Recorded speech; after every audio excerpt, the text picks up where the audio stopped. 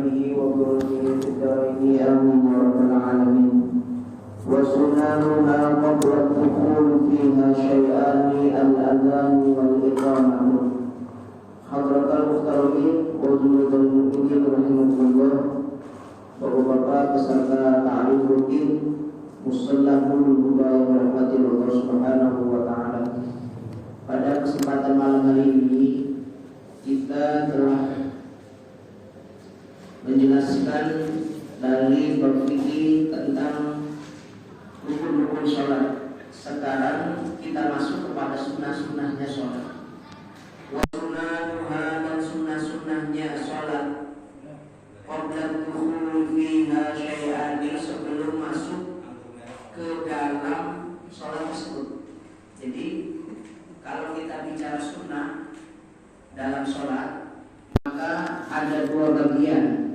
Yang pertama sunnah sebelum kita masuk sholat, yang kedua sunnah ketika di dalam sholat, gitu ya. Jadi ada sunnah di luar sholat, gitu ya, sebelum melaksanakan sholat. Tapi itu sunnah tentang sholat.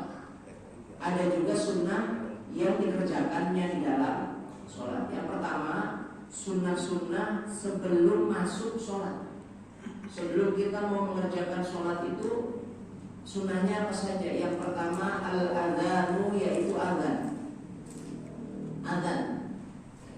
Makna azan ini bisa dengan udhun, bentuk telinga. Azan, udhun sama ini juga.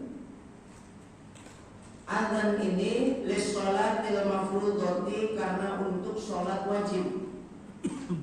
Wa dalla ala masru'iyyatihima ma rawahul Bukhari, dan dalil yang menunjukkan tentang kesunahan tentang azan dan iqamah ini adalah riwayat Imam Bukhari, wa Muslimin, dan Imam Muslim. Kalau Bukhari itu nomor hadisnya 602, cari itu. Kalau Muslim itu 673. Coba deh saya mau nama, bisa nyebutin nomor hadis gitu.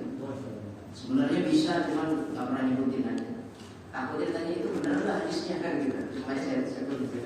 602 dalam Bukhari, Imam Bukhari. Dalam Sahih Muslim kitabnya 674. Tapi teksnya sama, redaksinya sama, cuma beda penempatan nomor saja.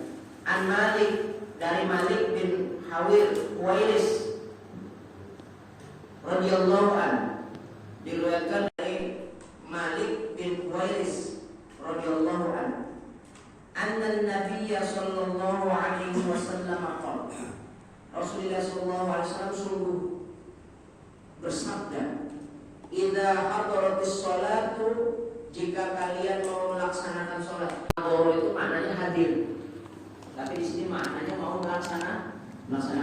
Idza hadara as-sholatu, andai kata kalian mau melaksanakan sholat, fal yu'adzin lakum ahadukum wal yu'ammakum akbarukum, hendaknya kalian melaksanakan azan terlebih dahulu, wal yu'ammakum, dan umumkan. Jadi sebelum kalian sholat umuminnya akbarukum, dan kalimat Allahu Akbar, namanya azan. Jadi kalau kalian mau sholat, maka hendaknya si muadzin itu hendaknya melakukan pengumuman. Cara pengumumannya dengan Allahu Akbar, di kalimatnya begitu.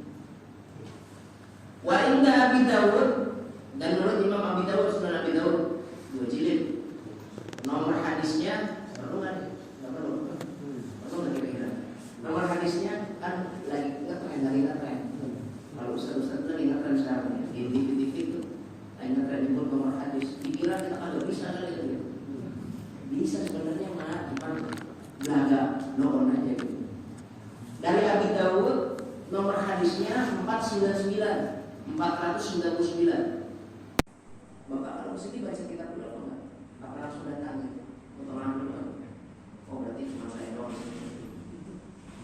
Min hadisin Abdullah bin Zaid, dari hadisnya Abdullah bin Zaid. Wa taqulu, dan berkata Rasulullah SAW, bersabda Rasulullah SAW, idza aqamtu ila sholati, jika kalian mendirikan sholat, Allahu Akbar, maka hendaklah kalian mengumandangkan lafaz Allahu Akbar.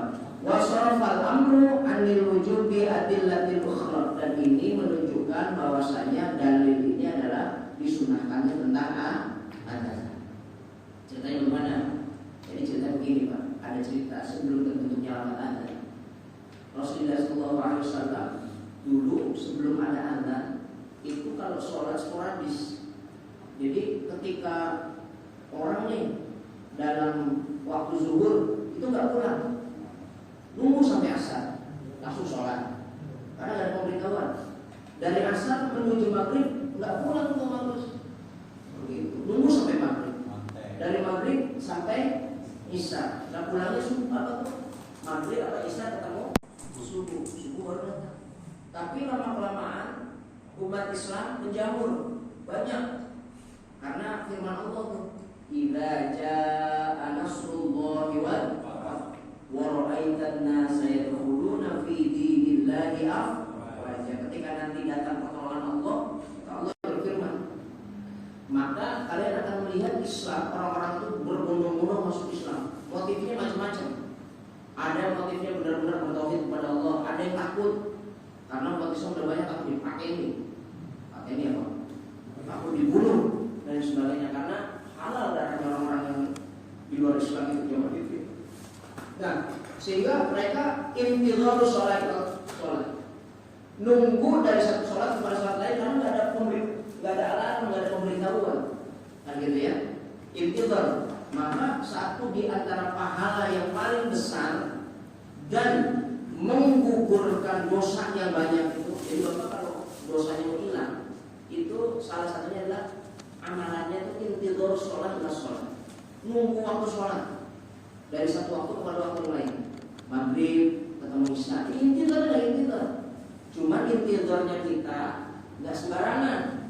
Biasanya kalau kita intidhar itu nunggu waktu sholat itu pada maghrib ketemu isya sambil nunggu biar barokah tuh cara tahun teh sambil ngopi. Bukan nggak bagus menunggu sholat kepada sholat yang lain, itu bagus. Cuman harusnya jangan hal-hal yang aneh-aneh, apalagi sampai mengarah pada ngomongin orang. Itu nggak bagus.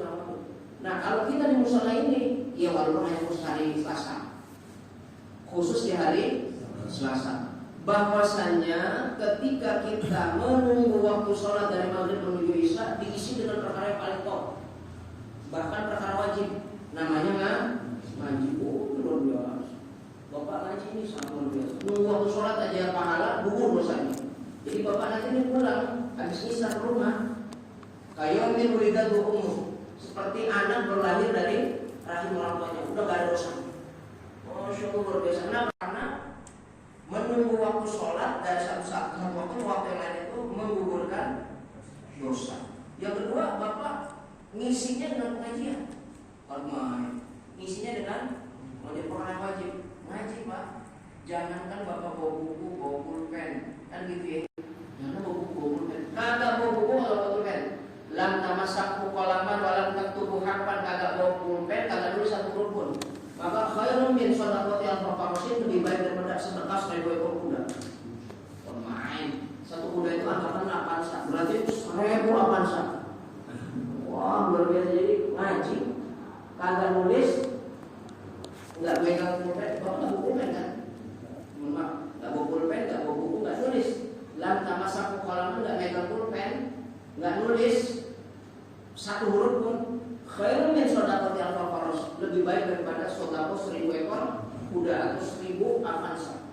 Tapi dia ngomong-ngomong terus, kalau sedekah 1000 avansa, orang ya dong, kapan? Tadi ngaji jadi gitu. Nah itu mah dianggap orang atau waras. Atau waras deh, kan udah mulai kan gitu. Harusnya sih kenapa? Kok nggak dapat babon di Pempak dan gitu. Kalau dapat babon biasanya kan biasanya aneh. Nah ini, nah, saya kembali. Bahwasanya dari hadis Abdullah bin Zaid, Rasulullah SAW nunggu tuh sahabat itu nunggu, saling tunggu waktu sholat. Tapi ketika muslimnya banyak, sudah mulai banyak, urusannya sudah mulai banyak, nih Pak. Kan urusan kita nggak sedikit gitu ya. Ada yang habis sholat dia pulang karena lapar, ada urusan bisnis, ada urusan yang lain dan sebagainya. Nggak setiap waktu ada di masjid. Walaupun sahabat Rasulullah SAW. Akhirnya ada yang matur pada Rasulullah. Coba gimana kira-kira kalau nanti kita pulang ke rumah pemberitahuan saat waktu sholat bagaimana? Gitu. Terus terpikir oleh Rasulullah dan juga para sahabat. Yang pertama diajukan pakai kentongan. Tung. Nah, gitu. Tung. Kentongan ya. Kata Rasulullah SAW, jangan. Ini tradisi orang Yahudi. Maaf ya Pak, kentongan di tradisi orang. Jangan mengerti saya nih. Mana ini kejadiannya begitu ceritanya. Kejadiannya ini ngeduduk kentong. Yang kedua, ada sahabat pakai lonceng kan ya? Lonceng. Teng begitu. Karena Rasulullah itu tradisinya orang Nasrani. Maaf ya Pak. Biasanya kalau kita main beduk ada bentukannya enggak? Ada tongtongannya ada. Nah, itu mohon maaf. Sebetulnya itu tradisi bukan beduknya. Kentongannya itu tradisinya orang Yahudi. Orang itu kalau manggil orangnya ahli-ahli itu kentongan. Makanya Hadratus Syekh Mas'ari. Tapi ini ilmiah nih Pak, ini ilmiah. Kalau kita belum bisa, jangan sekali-kali pakai yang kayak gitu. Satu waktu Hadratus Syekh Mas'ari main ke tempat kiai namanya Fakih Mas Kumambang. Daerah Timur Mas Kumambang. Ada yang tahu nggak? Jadi Timur tadi itu. Bapak saya beli makan dulu ya. Mas Kumambang ada yang tahu nggak? Coba nanti dicari Google ya. Mas Kumambang itu daerah mana? Ada kiai namanya Kiai Fakih Mas Kumambang. Ceritanya di dalam organisasi NU Bahasa Asy'ari ini Rois Akbar, pimpinan terbesar. Wakilnya itu Kiai Fakih Mas Kumambang. Kiai Hasyim Asy'ari main ke Mas Kumambang itu, ke daerah Mas Kumambang. Kok ditemukan Mbak Fakih itu kalau mau memanggil orang itu bukan hanya pakai beduk tapi pakai kentongan. Tong. Tuh. Gitu. Enggak hanya beduk doang tapi kentongan gitu. Lalu hebatnya Mbak Hasyim Asy'ari enggak negor kalau kita ngapain. Terus Yahudi puji kamu. Gitu kan kita kan gitu ya. Enggak. Karena kiai wawasannya luas, nulis kitab 50 halaman tentang kentongan dan beduk. Ada kitabnya Ihsan Syari namanya, kumpulan kompilasi hukum daripada bahasa Asy'ari. Salah satunya adalah membahas tentang beduk dan kentongan. Kalau beduk dalam literasi bahasa Asy'ari itu nggak ada masalah, tapi kentongan ada permasalahan. Dia baca, disodorkan sama santri-santri dan gitu ya tentang hukumnya kentongan sampai kepada Fakih Mas Kumambang. Dia Fakih Mas Kumambang kata, oh ini bahasa ini karena melihat saya dulu lagi kentongan ya kan gitu. Enggak mana Pak, dibalas pakai tulisan lagi. Tuh hebat ya begitu. Pakai buku lagi, pakai kitab lagi. Nah dibalas ternyata dalilnya sama kuat. Sehingga memang di kalangan ahliin, Nahdlatul Ulama, Jawa Timur, Jawa Barat itu kentongan itu setengah halal. Pada setengah halal berarti kan? Ada yang mengharamkan, ada yang menghalalkan, gitu. Ada yang pakai, ada yang tidak pakai. Kenapa? Dua-duanya punya dalil, kan gitu. Dari mantas syabah bin qaumin, bahwa siapa orang yang menyerupai terhadap satu kaum, maka dia tergolong terhadap umat tersebut. Maka memang seperti ulama-ulama yang konservatif pakai atribut Natal yang nggak boleh. Misalkan pakai baju Sinterklas, tapi nggak ada alasan. Masker kuning misalkan 25 Desember, wah perusahaan roti bakar pakai baju Sinterklas, ya perusahaan apa itu? Wah itu lucu menurut saya lucu. Tapi kalau perusahaan yang nggak bisa menghindar misalkan gitu ya, maka jangan cari dalil yang nggak boleh, cari dalil yang boleh kan gitu. Nah inilah fikih, sebenarnya fikih itu dinamis, nggak mesti lurus, blok gitu enggak. Tapi kadang-kadang bisa ke kiri, bisa ke kanan. Yang penting ada dalil, ada petunjuk. Nah, kentongan tidak kata Rasulullah, karena tradisinya orang Yahudi. Terus bel, apa namanya? Lonceng.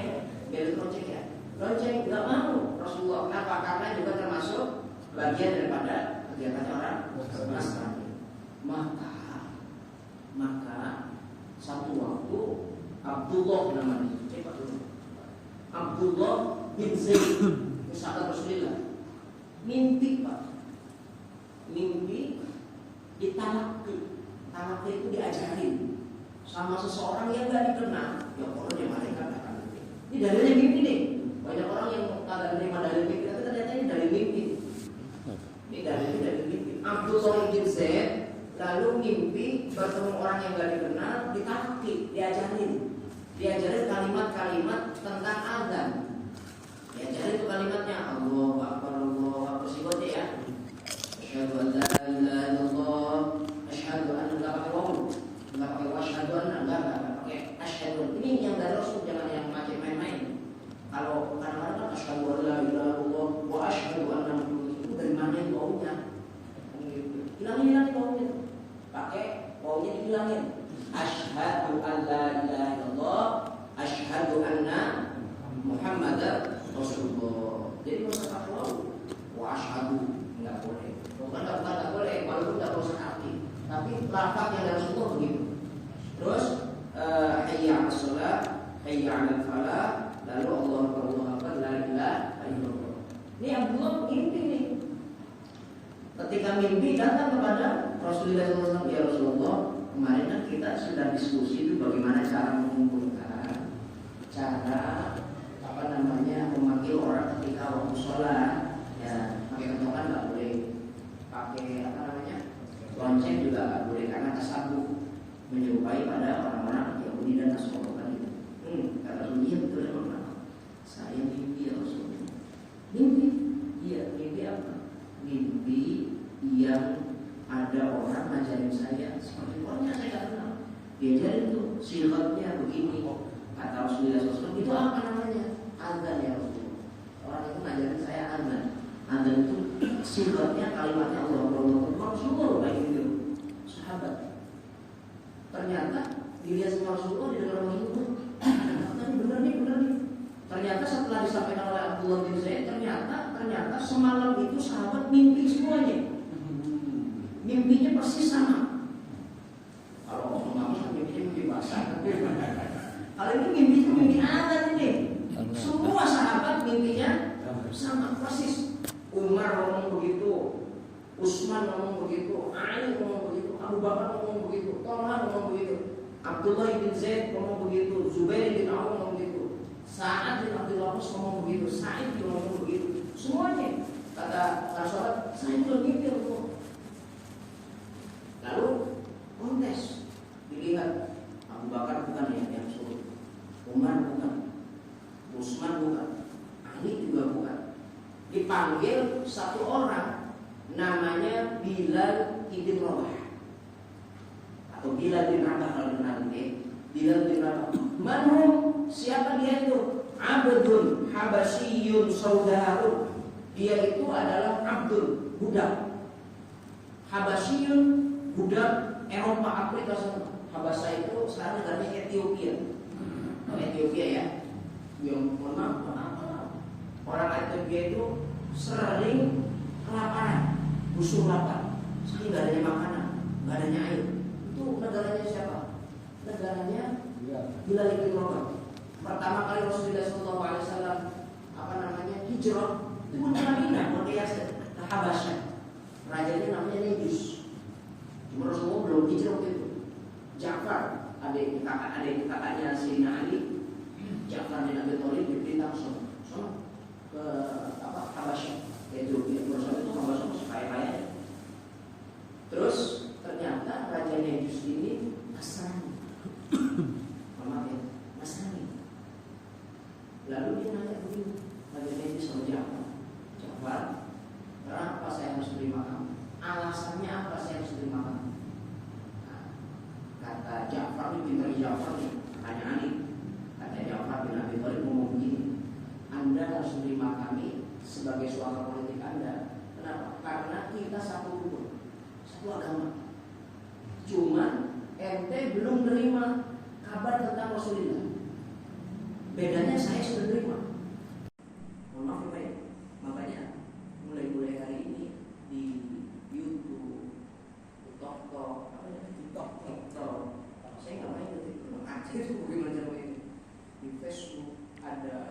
kiai, ada Buya, dipanggil Buya Syaku, Profesor Doktor Buya Syaku dari Mesir. Paling terakhir mempertanyakan sebenarnya ibunya Nabi Muhammad itu siapa? Apa namanya? Memang sih, lakukan betul mengikut nasab ibunya Nabi Muhammad SAW. Cuman nasab yang dulu bukan KBP, bukan Advent. Nasab dulu itu bukan agama. Nasab dulu itu bukan agama, bangsa, suku. Khadijah juga termasuk. Jadi memang ini nggak ada kaitannya dengan. Nah, Najis itu bilang, loh, kok bisa Anda menyatakan kita satu rukun dalam masalah agama? Cuman saya belum menerima. Ini saya bacakan Quran. Kaf ha ya ain shad. Surat apa itu? Suratnya surat Maryam. Dzikrul rahmati 'abdahu Zakaria idna rabbuhu nidaan khafiyya. Ya enggak ada apa ini. Baca Quran enggak sih? Baca Quran kuliah. Ada surat Maryam namanya, kuliah. Dia bercerita tentang Nabi Zakaria. Idna rabbuhu nidaan khafiyya, ketika dia berdoa minta anak. Lalu dikasih anak namanya Yahya, yang dimana Yahya itu misanannya Nabi Isa. Yahya itu misannya Nabi Isa. Kenapa? Zakaria sama Maryam itu sepupuan, adik kakak dari keluarga Imran. Maryam melahirkan Isa, Zakaria melahirkan Yahya. Kan gitu ya? Misanan, sama-sama penghuni Baitul Muqaddas, Baitul Maqdis. Udah cerita tentang Nabi Isa, wa barram bi walidayhi ma dumtu hayya. Jadi atani alkitab, saya dikasih kitab. Siapa? Isa. Wa barram bi walidayhi ma dumtu hayya, dan saya diperintahkan untuk berbakti kepada kedua orang tua saya, itu Maryam dan Zakaria. Masya Allah. Akhirnya yang namanya Najis sudah tahu. Benar itu. Benar. Karena Raja Najis itu sebenarnya Muslim. Jadi Muslim, beriman kepada Rasul sudah masih batu, masih cincin perak 2 gram dikasih. Batunya warnanya hitam. Obat-obatannya warna hitam ya hari ini. Batunya warna hitam dari Habasyah, dari Ethiopia. Itu dikenal nama batunya opal. Batunya opal. Masuk Indonesia namanya Kalimaya itu adanya di Habasyah. Cuma di Indonesia satu-satunya di Indonesia adanya di Pulau, adanya di Banten, Habasyah. Bapak komandan pakai batu opal 2 gram perak, terus ada batunya opal, maka sunnah. Kalau opal itu opal, kalau sampil nggak sunnah. Sampil ini sampil nih, mahal. Jadi sampil, baru sampil. Batu koral. Kalau batu carbon mau bisa ditempel, ada tembok, dipakai acian kan gitu. Jadi sunnah Pak Komandan. Nanti main Rawudik cari batu opal. Kalimaya HF Ethiopia, Kalimaya Afrika, atau itu Afrika. Pakai 2 itu. Konon yang pakai itu bukan konon, dapat pahala. Sunnah. Dan Rasulullah memulai pakai itu 40 tahun. Usianya 40 tahun. Jadi kalau pakai batu cincin itu 40 tahun. Mohon maaf ya Pak. Ini mau percaya mau kagak, tapi ada kitab lagi, kitab batu. Kitab batu-batuan. Ada batu-batu yang disebut dalam Al-Quran. Ada batu yang disebut dalam Al-Quran. Batu kalau kita pakai nggak sesuai, maka jadi penyakit. Maksudnya nggak sesuai itu gimana? Antara batu sama orangnya itu lebih tua batunya. Dipakai encok, dipakai semutan mulu, bini ngamuk mulu. Batunya lebih tua daripada orangnya. Maka untuk menetralisir, katanya begitu dalam kitab ini games. Maka kalau mau pakai batu itu di usia 40 tahun, ekonomi lagi stabil, pemikirannya stabil, usia stabil. 40 itu usia stabil. Jadi orang itu diukur dari umur 40 tahun. Maka orang Barat ngomong life begin at 40. Orang Barat semua, orang Banten. hidup itu dimulai dari usia 40 tahun. Coba tanya sama kolonel. Ada orang 40 tahun masih kopral, kira-kira jadi nggak kolonel? Secara karir itu nggak mungkin bisa. 40 tahun dia masih kabak aja. Kepala bagian aja nggak mungkin jadi kepala biro, itu nggak mungkin. Itu hitungannya jelas, pasti itu hitungannya. Jadi kalau ada orang nih, mohon maaf, 40 tahun nih masih kapten, udah tinggalin, udah pasti nggak bakal jadi jenderal, jelas. Coba itu hitungan saya. Nah, maka Rasulullah itu pakai batunya habas, nejus, nejus ngasih batu dari habas. Kalau nanti mau nanti saya kasih batu. Tapi dipakai Pak Komandan dan Pak, kalau pakai begini terus tangannya. Sebenarnya begini terus. Allah ya. Saya punya beberapa batu obat karena memang perintah Rasul. Om Agus, saya juga mau Agus. Beli mana deh? Kalau kita habis kita semua itu gitu. Enggak murah batnya. Serius Pak, kemarin enggak murah. Umumnya 1,5-2 juta batunya doang. Ya. Itu dipanggil tuh sama Rasulullah. Siapa yang dipanggil itu? Yang dipanggil itu namanya Bilal bin Rabah. Abdul bahasa ayat. Orang yang nggak punya kemerdekaan. Habasyun orang Ethiopia. Mohon maaf, Habasyah itu sebagai identitas. Identitasnya apa? Perutnya buncit, matanya belok, rambutnya keriting. Oh jelek-jelekan. Lalu solgaun hitam legam. Wah itu udah bukan orang itu. Mohon maaf ini, ya kalau dibandingin Bang Salim ya. Perutnya konon buncit, matanya belok, rambut keriting, kulit hitam. Ada bagusnya nggak kira-kira?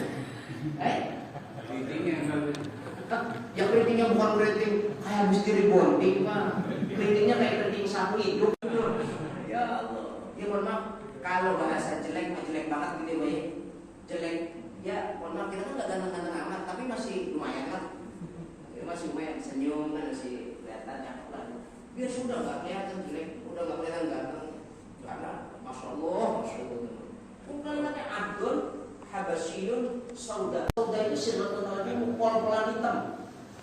Hitam pol-polan. Hitam pol gitu. Gimana sih? Hitam polnya gimana itu? Hitam. Beserter. Kelir. Dipanggil sama Rasulullah. Sini berapa? Ini enggak apa hitam berapa? Kalau Rasulullah nggak pernah ngatain orang, kalau saya sering ngatain. Oke sini Bilal Abdul Habasyun Sauda. Sini.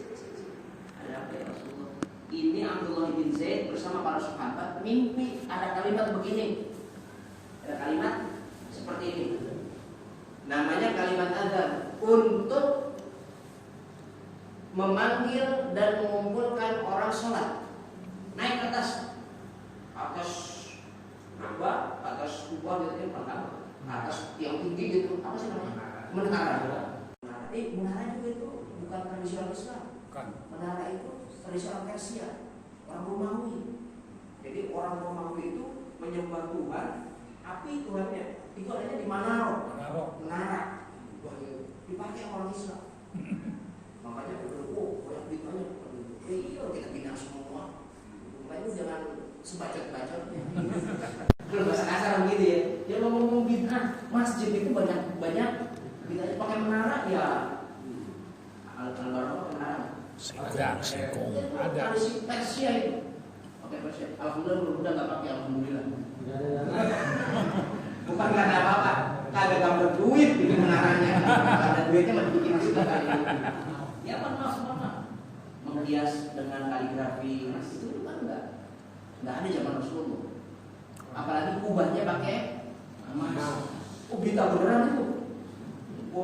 Emas itu dipakai buat hiasan, buat belanja, buat pakai kubah. Goblok. Ya nggak apa-apa sih, biar. Tapi nggak dicolong ya, Pak.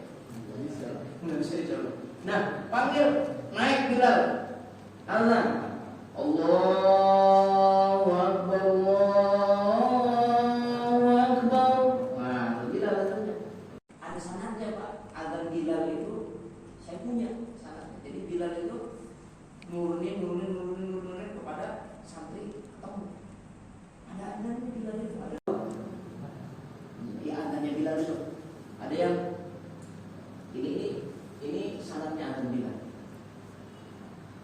Allahu Akbar,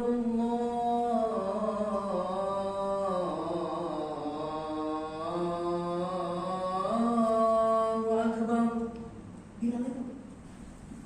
Jadi nggak main-main. Bapak tuh punya guru, punya sana. Jangan sembarangan. Makanya gaji itu jangan sembarangan. Kalau sanate itu. Jadi sampai kepada Bilal ada sanatnya Pak Komandan. Jadi dari saya kepada guru saya Bang Maimun kepada guru sampai pada Bilal itu ada sanatnya. Jadi jangan sembarangan. Nah ini yang mau saya katakan, yang dipanggil oleh Rasulullah SAW Bilal bin Rabah Abdul Habasyir Sauda. Bukan Abu Bakar, bukan Umar, bukan Utsman, bukan Ali, bukan Zaid. Yang bimbing tadi bukan Sa'id, bukan Sa'ad, bukan Tolha, bukan Abdullah bin Ubay. Bukan. Tapi yang dipanggil siapa? Bilal bin Rabah. Orang yang gak punya status hebat. Hamba sahaya, jelek, hitam. Hidup. Nah, makanya kalimat hidup. Tapi beliau yang memainkan kata. Kenapa? Li'anna Bilal a'la wa a'la. Karena Bilal itu suaranya tinggi, ada cengkoknya. Nggak punya tuh, Abu Bakar nggak punya, Umar nggak punya, Utsman nggak punya, Ali nggak punya. Berarti yang boleh adzan itu bukan orang yang punya pangkat, bukan orang yang punya status sosial, bukan orang yang punya kelebihan di masyarakat, tapi yang adzan itu yang a'la wa a'la, suaranya tinggi, ada cengkoknya. Kalau bahasa kita enak didengar. Lah kalau yang adzan Mang Agus, boro-boro orang mau ke musola, kan gitu. Siapa yang ngatur tuh? Mang Agus. Jadi orang mau ke masjid itu nggak jadi. Kata, oh kan dulu sih ada orang lagi bagaimana? Maka harus cari yang bagus ya.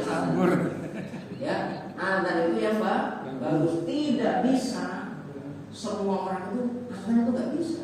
Nggak boleh, nggak semua orang itu bisa. Sekali lagi, Abu Bakar tidak. Kurang apa Abu Bakar? Orang yang pertama kali membenarkan sholat, orang yang menjadi mertuanya Rasulullah SAW, orang yang ikut hijrah terakhir bersama Rasulullah SAW, orang yang paling menolongin Rasulullah daripada godaan-godaan dan gangguan-gangguan. Tapi nggak suka azan. Kurang apa Umar? Julukannya Al-Faruq, macam-macam sama Rasulullah, gogebo. Kurang apa? Gak ada orang yang berani sama Al-Faruq, Umar. Jangankan orang muslim, orang non-muslim, setan aja kalau dengar bakiatnya Umar kabur. Saking hebatnya Sayyidina Umar, itu fadilah Sayyidina Umar. Tapi gak disuruh azan. Kurang apa Sayyidina Utsman? Sodakohnya luar biasa. Kalau ada urusan agama, gak pakai orang lain. Saya yang suruh. Saya. Ada sumur suruh beli, dibeli. Ada tanah suruh beli, dibeli. Sayyidina Utsman untuk Rasulullah SAW. Lagi perang. Ini orang logistik Utsman. Udah kata saya pakai sesuai Rasulullah. Lalu anak istri kamu bagaimana? Anak istri saya cukuplah Allah dan Rasulnya nanggung dan nanggung hidupnya. Allah Rasulullah suruh nanggung juga. Bukan kalau bapak kira-kira ini masjid lagi mau rubuh, kira-kira punya mobil Fortuner bapak jual apa bapak pakai itu mobil?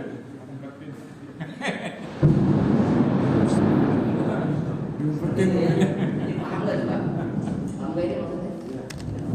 Itu Sayyidina Utsman. Kurang apa? Pinter, perangnya, berantemnya, kurang apa itu sebenarnya?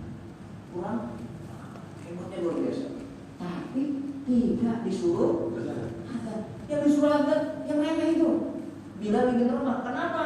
Punya spesifikasi, punya kemampuan di luar Abu Bakar, Umar, Utsman, Ali. Apa? Suaranya enak, ada cengkoknya.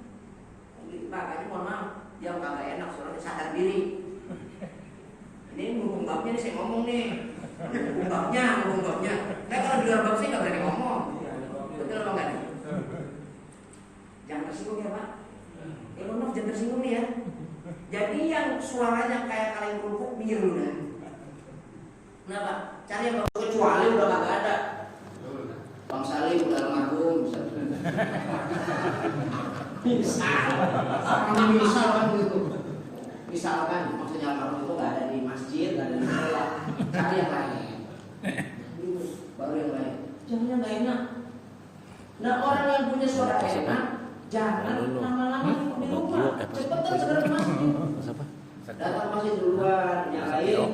Iya. Nih, nyalain. Jangan doang, paksain suara begitu. nyalain listrik dan sebagainya. Dia ada. Nanti fadilahnya orang yang azan itu di kiamat yaumil akhirat di pada masyarakat lehernya bermacam hijrafah atau mau saja mereka ngomong begitu bosan. Ini hebat, ini kemuliaan orang yang suka azan lehernya panjang. Bapak belum tahu di Thailand itu ada wanita lehernya panjang pakai kalung. Semakin banyak gelangnya semakin orang kata enggak seperti itulah nanti panjang. Yang nanti cakep sama orang Allah tuh jangan cakep. Nanti jangan dilihat kayak jerapah pak, kayak jelek kan gitu. Ntar dilihat fisiknya kalau nggak percaya. Pas dilihat, itu orang-orang lehernya panjang, berseri, yaumil badr seperti bulan Ramadan. Ternyata siapa mereka? Mereka itu ahli adzan di dunia. Ahli adzan. Tukang adzan itu ketahuan. Ternyata di musola itu ada bang Salim, Mas Agilo, ya. Itu orang-orang ahli adzan itu. Ternyata itu ahli adzan. Karena masuk adzan subuh itu. Nanti kelihatan. Jangan. Boleh. Kamu baca dulu ya. Takut kalau bagus yang ada takutnya orang mau ke masjid aja kagak jadi. Ya mohon maaf ya, itu fadilahnya orang suaranya bagus.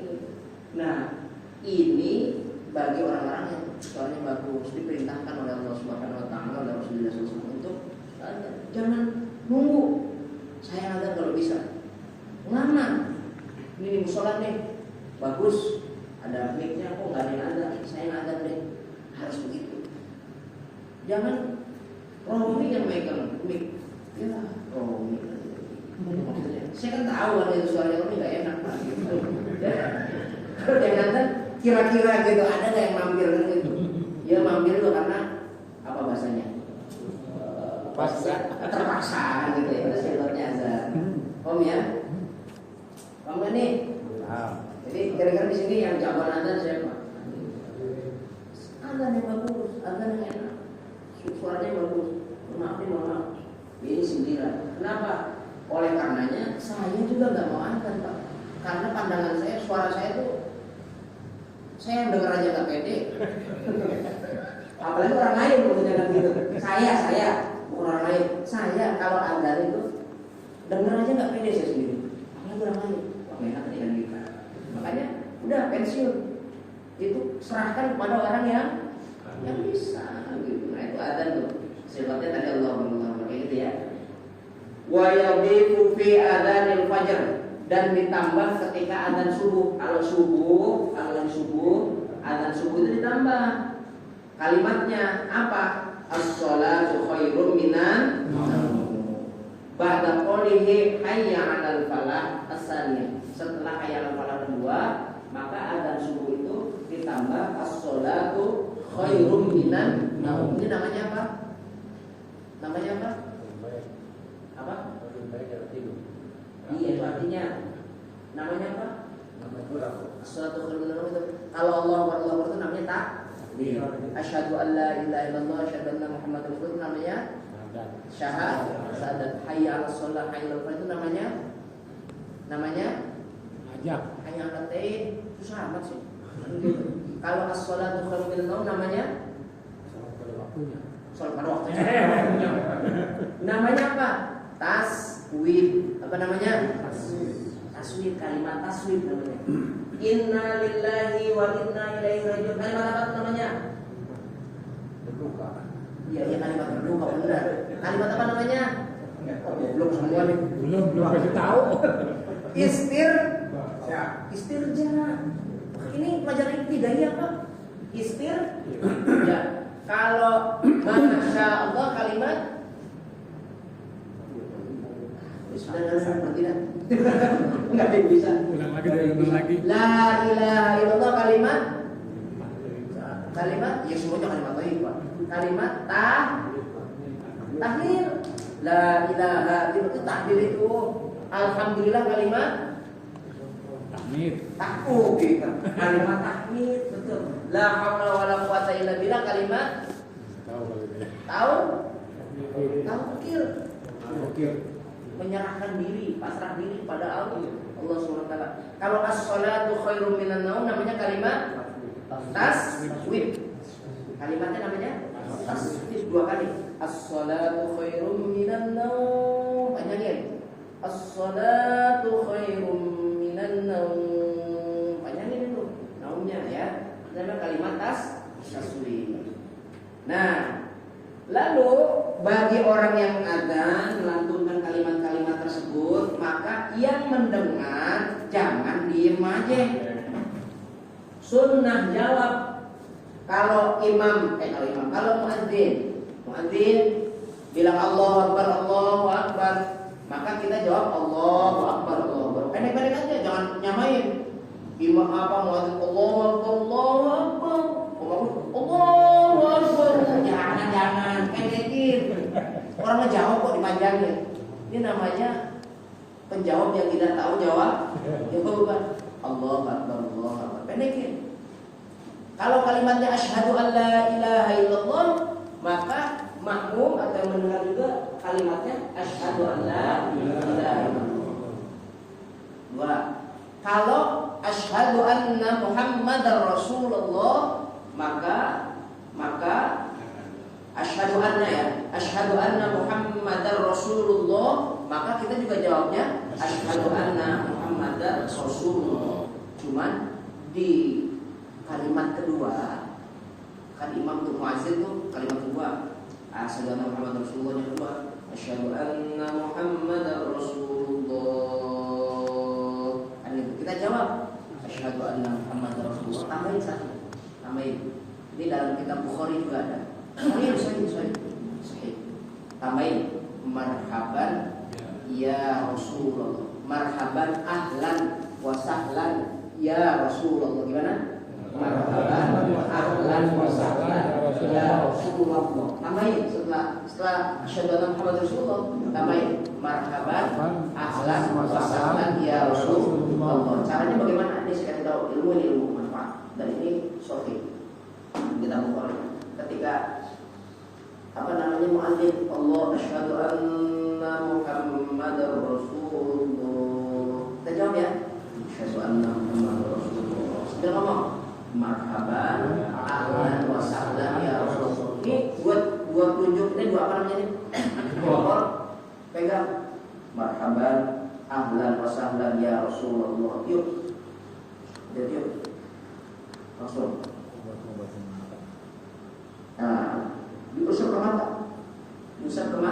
mata.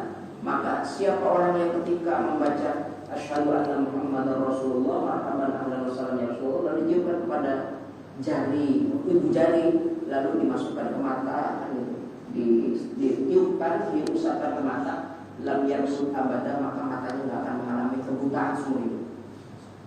Nggak akan dikasih penyakit mata seumur hidup. Bapak kan belekan dulu. Tak parah. Yang pernah baca kan? Tak baca kan? Saya mau cerita. Tapi jangan bilang ini rahasia. Saya cuma ke bapak aja di sini. Saya punya penyakit mata yang unik. Saya punya penyakit mata yang unik. Jadi selaput kornea mata saya suka coklat gitu. Ini kan kita nih. Ada apa namanya? Kornea. Ada selaputnya tuh Pak. Coklat bukan panas coklat. Saya pernah mengalami pembukaan 2 kali. Saya nggak pernah cerita sama orang. Karena di sini berapa kali. Kemudian saya langsung periksa, dibantu sama jamaah saya di RSCM. Tapi yang kencana rumah sakit itu, tapi kencana swasta itu rumah sakit. Diperiksa, Pak, 3 hari lagi Bapak harus operasi pasang kornea.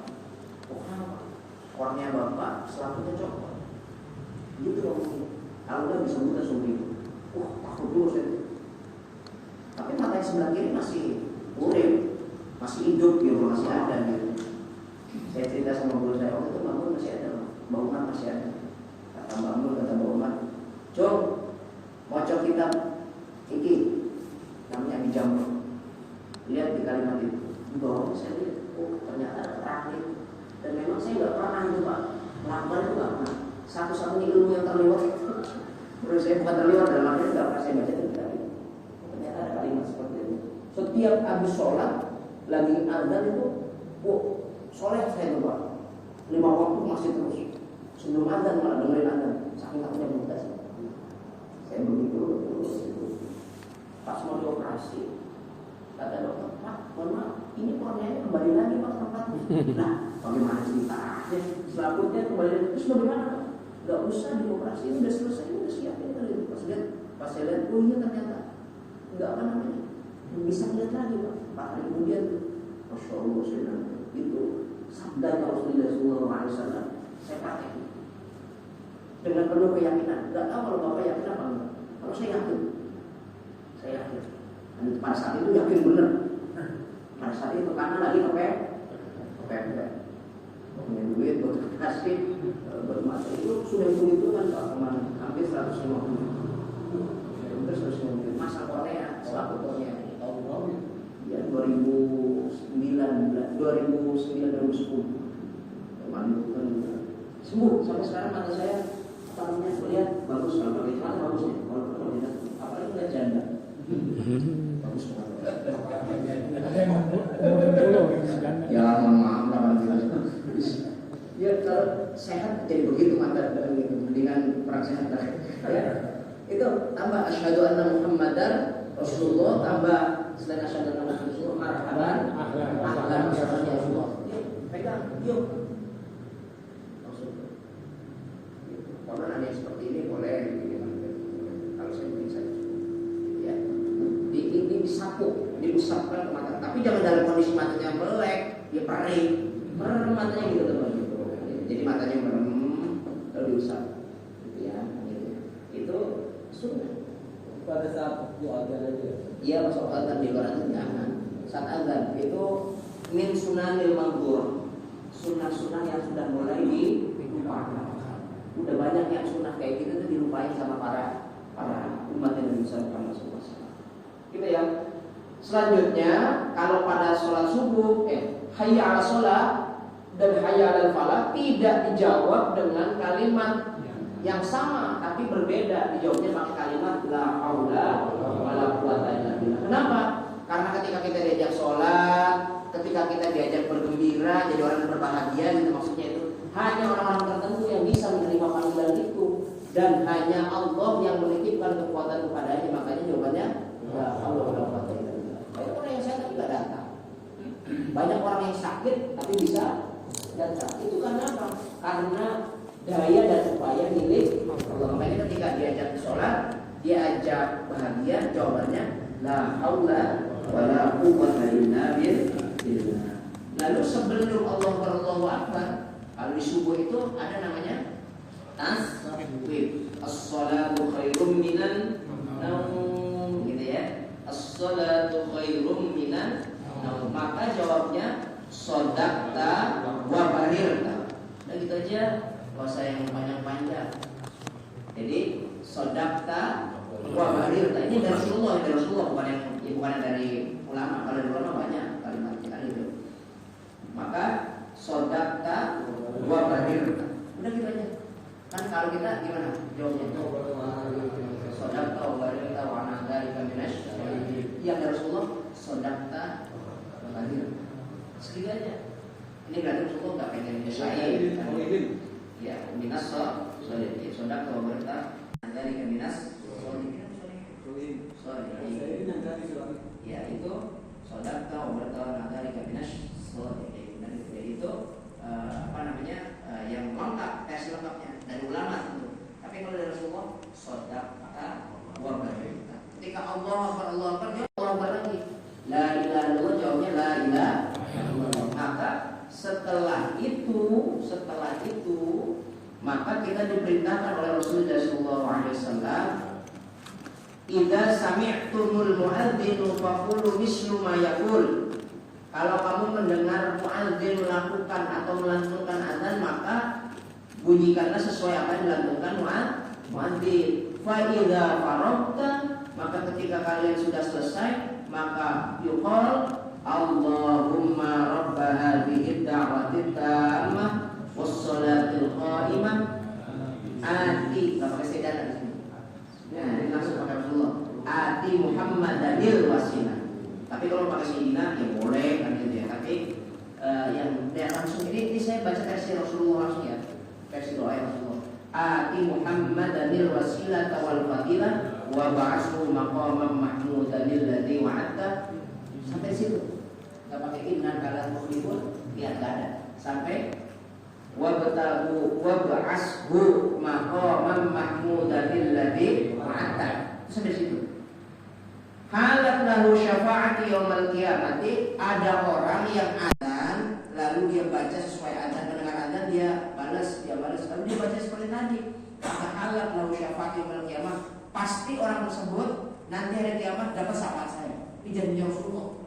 Jadi orang yang mendengar azan lalu jawab sesuai apa yang disampaikan oleh muadzin, kecuali hayya 'alas shalah hayya 'alal falah dan juga sholat tawabarita itu ayat apa namanya? As-salatu khairun minan naum. Maka kata Rasulullah lalu berdoa, tapi saatnya ada doanya Allahumma rabbaha di da'wati tammah seperti yang disampaikan Rasulullah. Maka halat lahu syafa'ati yaumil qiyamati, orang itu wajib saya kasih syafaat. Berarti bapak nanti mau suruh semua jadi jangan percaya sama ustaz sama kiai yang katanya masuk surga itu susah. Masuk surga kan? Ini buktinya dengan azan, jawab azan, baca doa. Surga, gampang nggak? Gampang? Gampang terus pokoknya. Ini amalan ini ditekunin dari mulai sekarang sampai nanti kita wafat, pasti kita dapat syafaat Rasulullah. Gampang ya? Lalu qomat. Nah, qomat itu seperti halnya apa? Azan. Cuman ada perbedaan. Nah, wasighatil iqamati ini sunnah juga. Sunnah ya. Wasighat maaf sebelum qomat. Azan itu khusus untuk sholat fardu, untuk sholat fardu. Jadi siapapun orangnya yang ketika ingin mendirikan sholat fardu, sholat wajib 5 waktu, sunnah azan. Mau berjamaah, mau berjamaah, sunnah azan, sunnah qomat. Kalau kadang-kadang kata enggak, habis ngaji nih, agak azan, langsung qomat.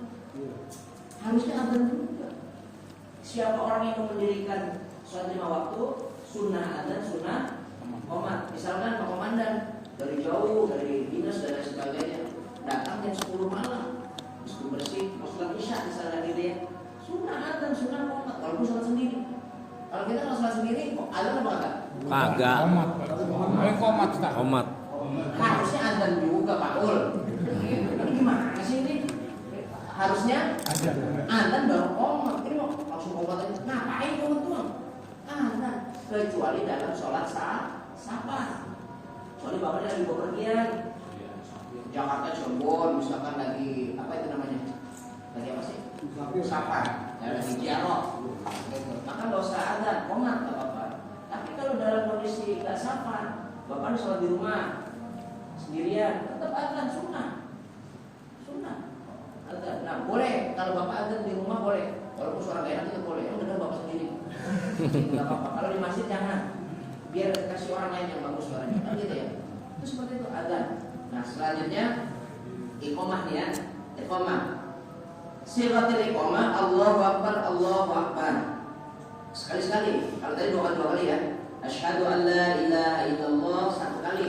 Asyhadu anna Muhammadar Rasulullah 1 kali. Hayya 'alas shalah 1 kali. Hayya 'alal falah 1 kali. Balas juga kita. Lalu kalau kita ada muadzin baca Allahu Akbar, kita juga Allahu Akbar. Asyhadu an la ilaha illallah, asyhadu an la ilaha illallah. Asyhadu anna Muhammadar Rasulullah, kita juga asyhadu anna Muhammadar Rasulullah. Hayya 'alas shalah ya apa namanya? La haula wala quwwata illa billah. Lalu hayya 'alal falah, la haula wala quwwata illa billah. Lalu ada imam, ada muadzin baca qad qamatis shalah. Maka kita jawabnya bagaimana? Sodakta wa barilta. Sodakta. Bukan sodakta wa barilta. Saya jadi ngomong jadi salah. Itu mah tadi suatu koordinat. Kalau qad qamatis shalah, aqamahallahu wa adamatis sholat. Gimana? Aqamahallahu wa adamatis sholat. Ya, bisa ya? Kalau enggak aqamahallahu udah cukup segitu. Aqamahallahu wa adamatis sholat. Ada yang bilang wa adamatis, ada yang madamatis sholat. Aqamahallahu madamatis sholat boleh, wa adamatis sholat boleh. Tapi kalau nggak bisa, aqamahallahu itu jawabannya. Jawaban daripada qad qamatis sholat, qad qamatis sholat. Allahu akbar, Allahu akbar. Jawabnya Allahu akbar, Allahu akbar, la ilaha illallah, la ilaha illallah. Gitu ya. Enggak ada doa. Tidak ada, enggak ada doa. Nah, ini yang banyak sekali. Dengarkan. Yang banyak ilmu dia. Kalau sudah qomat, Allahu akbar, asyhadu an la ilaha illallah sampai qad qamatis shalah, qad qamatis shalah, Allahu akbar, la ilaha illallah. Kan imam masuk ya, Pak? Masuk ke mihrab. Imam enggak boleh ngomong as-sholata jami'ah rahimakumullah. Jangan. Lenger ini imam namanya. Imam celeng itu namanya. Kenapa? Kalau sholat wajib untuk didirikannya itu pakai qomat. Kalau as-sholata jami'ah rahimakumullah itu untuk sholat sunnah. Misalkan kita kan tarawih nih, sebelum tarawih sholat isya itu qomat. Nah, ketika kita mau melaksanakan sholat tarawih pertama kan ada bilal tuh.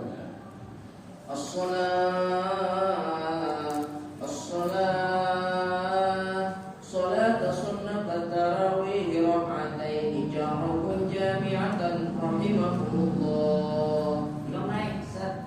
Baru as-sholat jami'ah rahimakumullah. Itu benar. Jadi as-sholat jami'ah rahimakumullah itu menunjukkan bahwasanya sholat sunnah ini mau dikerjakan. Bapak mau sholat tahajud, as-sholat jami'ah rahimakumullah. Enggak apa-apa sendiri, pelan-pelan juga. Bapak mau duha, as-sholat jami'ah rahimakumullah. Tapi kalau rawatib enggak usah. Rawatib sholat jami'ah rahimakumullah. Ya enggak usah. Kalau Jumat ini saya sering banget nih kalau Jumat muter di mana khotibnya bisa ngomong itu bisa. Ya salah. Kalau itu blokon. Jumat. Lu ngaji dulu. Iya, Jumat kok khotib. Jadi sholat Jumat itu sholat wajib.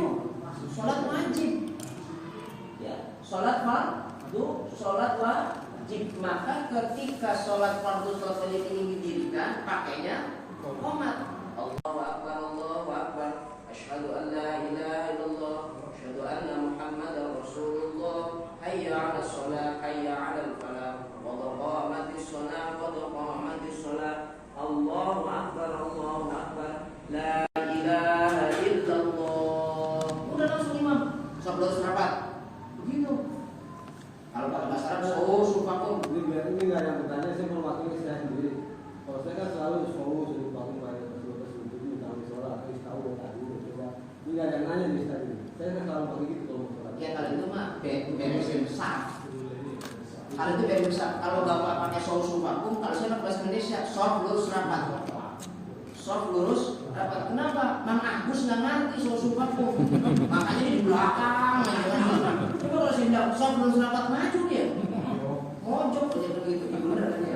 Bener nggak? Kalau sufakum itu himbauan Rasulullah ketika beresin sah. Beda, ini beda, bukan untuk mendirikan sholat. Jadi setelah qomat sholat Allahu akbar, imam ngeliatin dulu tuh, rapiin. Udah rapi semuanya, baru sebelum rapat rapi, baru akhir. Usah sudah jami'ah rahimakumullah. Kecuali sholat sunnah. Kalau sholat sunnah, as-sholat jami'ah rahimakumullah. Saya mohon maaf ya Pak, ini mohon maaf. Ketika sudah qomat mau melaksanakan sholat fardu, imamnya kurang ilmu. Ngomongnya sholat jami'ah rahimakumullah, wah saya pulang saya. Jumat saya sering dulu tuh kalau Pulang langsung. malah khotib loh. Enggak pernah pulang. Suruh pulang. Sholat nggak kemarin kita. Sholat jami'ah rahimakumullah itu kesunahan agar kita melaksanakan sholat sunnah. Kalau qomat itu kesunahan agar untuk sholat wajib. Itu harus begitu. Udah qomat sholat saya sholat jami'ah rahimakumullah jadi imam perlu dirubah.